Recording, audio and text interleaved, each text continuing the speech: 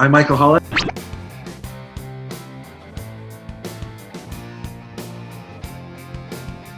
President and founder of North by Northeast Music Festival. I also start music magazines in Canada and have another one coming soon.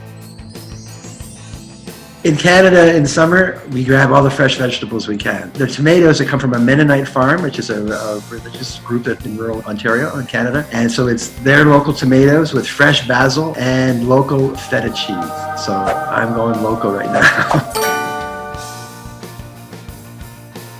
We embrace esports in North America before a lot of people from Asia understand that esports has been around forever. But when I first started talking to people about esports about 6 years ago, they didn't get it. They didn't see why it could ever be popular. So that was interesting. I started one magazine that didn't end up succeeding in Ottawa, which was actually okay because there was another magazine that was there before mine and they got much better.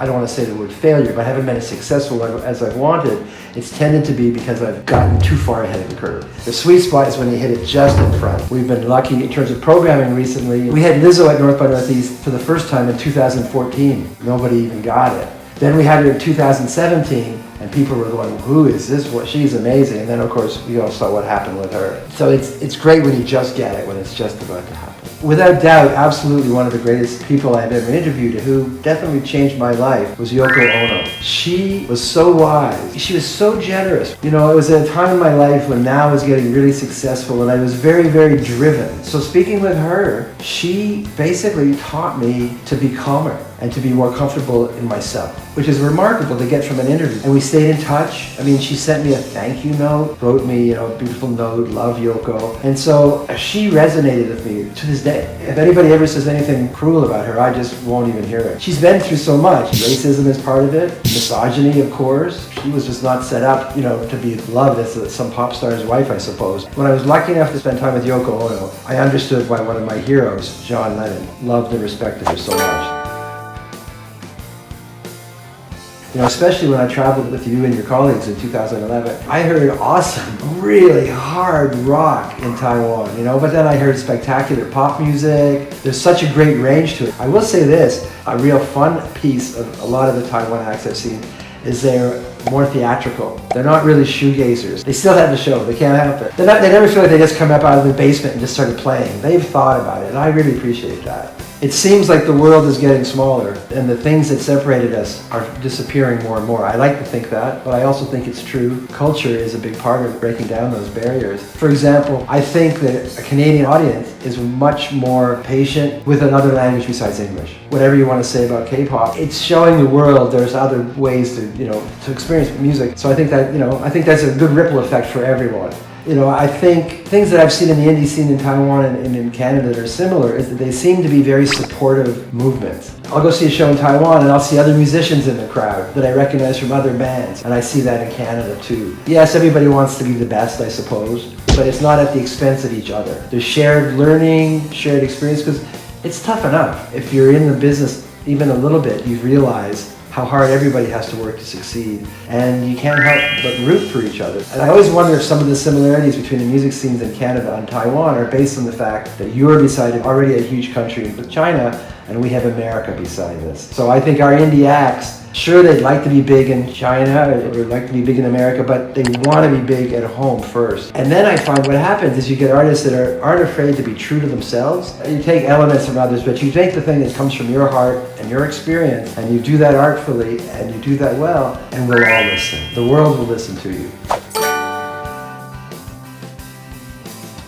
At risk of being dramatic, my heart is breaking for Hong Kong, my son is a visual artist, so when I was in Hong Kong, I was going to cool avant-garde art galleries. I was seeing all these people that were just grabbing the world for an artistic moment. There was no ceiling on their dreams or their imagination. So I was finding people in Hong Kong that were just so committed to creating their own unique Hong Kong story. For someone like myself who was born in Canada, what I love, among the things I love about the country that I live in, is the diversity. Canada ends up looking like the world as much as we embrace diversity. So, being part of that is a spectacular thing. One of the things that we always struggled with was, should we have all the Taiwan acts on a Taiwan night? But then, if we do that, what about people that don't already like Taiwanese music or think of it as a place to go? What do we do? So, we'll do the Taiwan night because it makes sense to put all the resources and sort of give a place, But then what we've started to do now, and it's so important, is at least this one more play for the acts from Taiwan. We got a hard rock band, put them on a hard rock show with 3 other acts, maybe 2 from Canada, 1 from the States. I think those are really important. You know, we don't want the cultural diversity just to be like a silo. We want it to be integrated. For example, during TAIWANfest, when we bring a band over, let's create a collab. Let's get them in the studio with a Canadian artist or a Canadian producer. That's what really gets dynamic, because then those relationships continue after the festival. You take them home and you stay in touch with each other. I think that's an opportunity that we should not let go by, one more time. I really salute the level of support it seems that the Taiwan government gives to artists. And I would just encourage people in Taiwan, this is never a waste of money. You have to help your artists be heard. It's necessary. You should only be proud about it. It's not like you're bending the rules. You're doing what needs to be done to be heard. Well, I think some people think I must have relatives living in Asia because and I must be secretly from Taiwan because I talk about it a lot. I mean, I guess at this point people know that I play hockey a lot. And I mean, hockey is a pretty aggressive sport. Some people are surprised to know how aggressive I like to be when I play hockey, but I realize that that's a great place for my aggression and it's sort of a safe place, but in the rest of my life, I like to be a little less aggressive.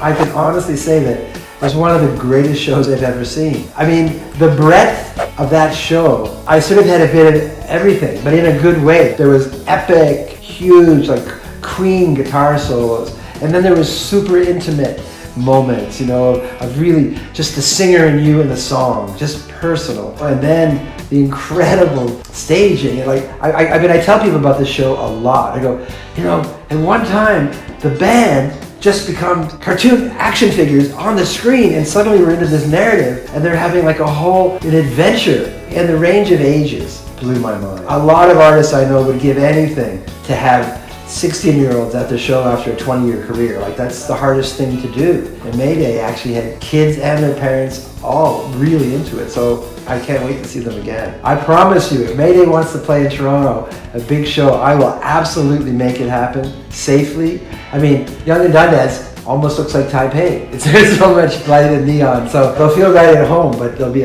playing with thousands of Canadians. What I would love about something like that is that we would introduce them to a new audience.